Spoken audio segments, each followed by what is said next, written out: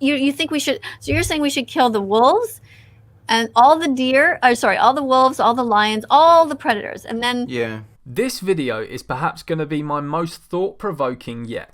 And for many of you, it won't be a comfortable watch. But this is a topic that we absolutely need to have a discussion about going forward. Vegan Gains thinks that we should kill predatory animals, such as lions, hyenas, crocodiles, and so on. Now, why is this significant? And why am I doing a video about it? You see, Vegan Gains is one of the largest animal rights presences on the internet. And him holding this viewpoint, which he actually has animal rights based explanations for, is a potential game changer in the way we discuss animal rights as a movement. This monumental shift in thought came for Richard, that's Vegan Gains, after a discussion with fellow vegan YouTuber Dr. Avi, a keen philosophy buff who managed to convince him, albeit very uncomfortably for Richard, that this is what we have an obligation to do as people who supposedly care about animal suffering. Since then, Richard has been vocal about this idea on several occasions, most recently in his discussions with That Vegan Teacher and Slightly Crazy Vegan, which I'll link below. So,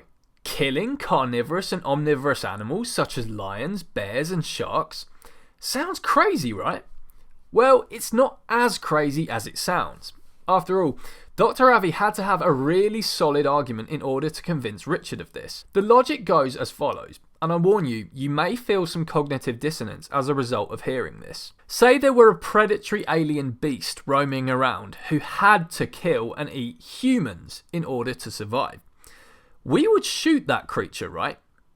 After all, we're not just going to let some violent savage beast roam around brutally massacring men, women and children, ripping their guts out and making them suffer the most horrific deaths imaginable. So then why on earth would we allow a crocodile to do this to innocent beings?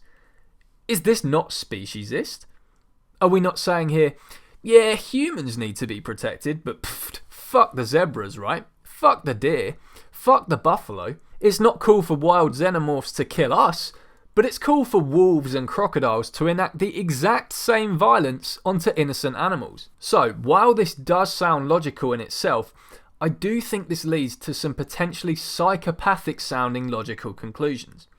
In fact, the hypotheticals one could make that could potentially make someone who holds this belief sound like a complete psychopath are abundant. As an example, let's say we have a toddler who we hypothetically know is never going to go vegan. And maybe they'll even grow up to be a hunter who shoots deer themselves. Should we kill that toddler, assuming we could get away with it? Anyone who said we should would obviously sound like a complete fucking lunatic. I wonder what Richard or Avi's take on this would be, in fact. And I also understand that both Richard and Avi share the position that it is unethical to abort children in the womb once a certain level of sentience has been reached. Again, seeing as 99% of unborn children won't grow up to be vegan in most countries, and thus will ultimately grow up to be predators themselves, wouldn't the position here be that abortion is justified, even in the late stages, in 99% of cases, especially seeing as an unborn child has lower levels of sentience than a lion does? Also, from a utilitarian perspective of decreasing animal suffering, wouldn't we also have to praise large-scale massacres of humans? If we think we should shoot lions and spare all these herbivores a terrible fate, wouldn't we have to be thankful for things like 9/11 due to all the animals who were spared due to that horrific event?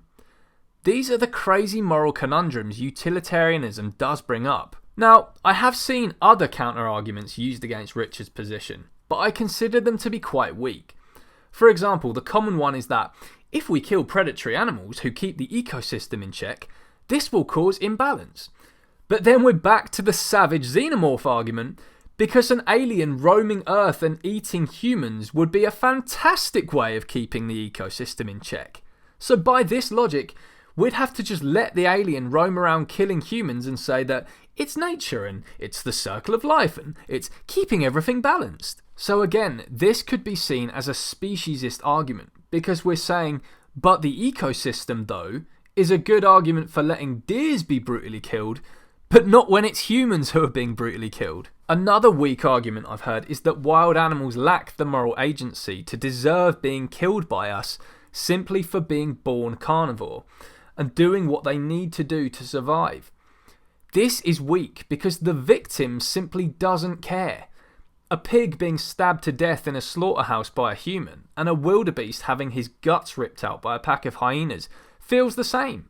The wildebeest doesn't shrug his shoulders and say, well, this would be bad if a human was doing this, but as it's a wild predator in the ecosystem who lacks the moral agency humans do, I guess it's cool. Perhaps another counterpoint could be that the animals lions and crocodiles eat are generally guaranteed a brutal death anyway, because nature sucks so much, while the same could not be said about the humans being eaten by the xenomorph, who could go on to lead long, full lives and perhaps die peacefully. But then you can just add traits to this hypothetical, such as saying, what about if it was a bunch of humans guaranteed to suffer long, slow deaths from starvation, and so on. Ultimately, this could be one of those grey philosophical areas that lead to insane, violent and inconsistent conclusions if we're trying to be quote-unquote consistent either way. But one thing we absolutely do need to acknowledge as vegans is the fact that nature is abhorrent, and the fact that carnivores and omnivores exist and go around massacring other animals is shitty as hell. It's not cute and it's not cool. My current take is that we should ultimately aim to resolve this without violence.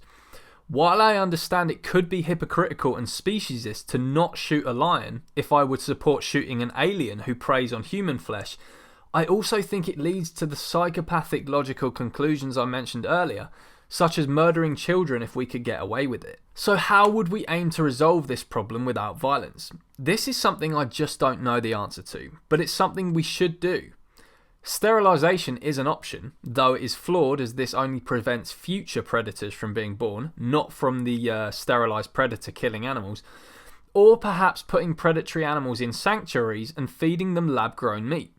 But I don't know how viable this is. So now I'm opening up the floor to you. What do you think?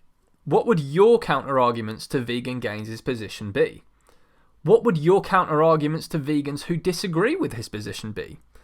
Are the logical conclusions to killing wild predators ultimately insane? Are the logical conclusions to allowing wild predators to live ultimately insane and speciesist? Please comment below or share this video on social media with your personal thoughts in the caption. Let's have this discussion. I would love to hear your thoughts on Vegan Gains' stance and ponder over your input on this philosophy. Thanks for watching everyone. Please remember to subscribe to the channel, and if you value my content and activism, consider supporting me on Patreon. Until next time.